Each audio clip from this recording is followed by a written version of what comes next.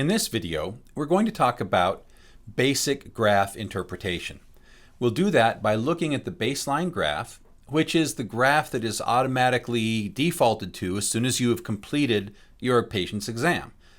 So this is what you'll be seeing, the hand on the left, the feet on the right, and you'll see that you have the paired meridians, left and right, for each meridian. And then you'll have some color coding. The color coding is defined right up here at the top. Excess or high meridians are red. Deficient, low meridians, those are in blue.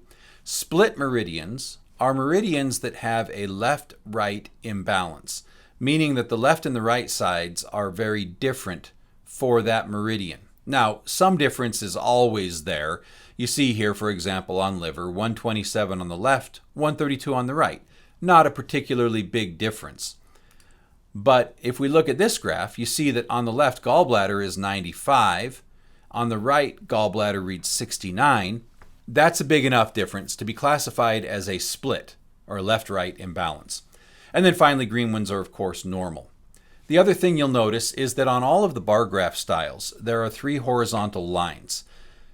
On this graph, you see there's a line at 85, a line at 73, the green one, and the blue line at 61. The middle line, the green line, 73, that shows the average reading for that patient that day. In other words, it's just the mean or the average of the 24 readings that you're looking at on the screen right now. 2 per meridian, 12 meridians, for a total of 24. They average at 73, and then the computer automatically sets a normal range above and below that average. So above that average up to 85, and below that average down to 61, that is the normal range. And meridian readings that fall within that normal range will be classified as green or normal, even if only one bar falls inside the normal range, like is the case with kidney right here, where the right side 64, it falls in that range. The left side does not, but because one side does, it's classified as normal.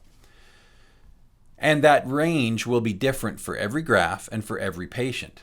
So changing graphs to a different graph for this patient, we can see that the normal range is between 109 on the high end and 81 on the low end, with 95 being the average. And therefore, again, anything that falls inside that range is going to be considered normal. Even, for example, large intestine here, where you have one side that's 81, that's just barely in that 81 range. It's the cutoff, and one side that's 80. So this one's kind of borderline.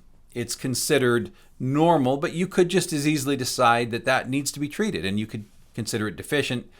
And to do that, you would simply click on the graph. You would mark it as low instead of normal, as measured. And when you close that, you now see that it measures as low. If you decide you want to undo that, you can go back to normal. So that's basic graph interpretation. That's what you're looking at here, and that's what these horizontal lines mean. And you'll see those same horizontal lines on all of the graph types that have bars on them. You won't see them on, for example, a 5 elements graph or the Horary chart. But all the bar graphs will have those lines. That will show you your normal range, and that will show you what you're looking at. So that's the basic key, the most fundamental level to what you're seeing when you look at a patient's graph. More advanced interpretation will be shown in future videos, but this is enough to get started for now.